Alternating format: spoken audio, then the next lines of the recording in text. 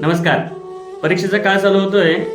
एक आई वडिलांचा आणि जे काय विद्यार्थी वर्ग आहे यांचा त्यातून एक प्रश्न येत असतो की स्मरणशक्ती वाढण्यासाठी काय आहे का उपाय, किंवा कुठल्या देवी उपासना करावी, त्यासाठी उपाय काय आहे का विशेष.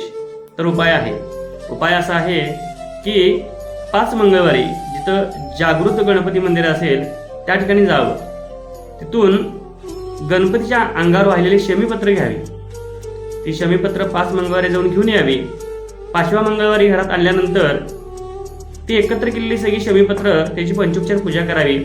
त्यानंतर डाव्या हातात धरावं, उजव्या हात त्याच्यावरती ठेवावा. त्यानंतर ओम गणपतये नमः हा जो मंत्र आहे गणपतीचा, हा 21 वेळा जप करावा. त्यानंतर ते लाल कापडामध्ये बांधावं.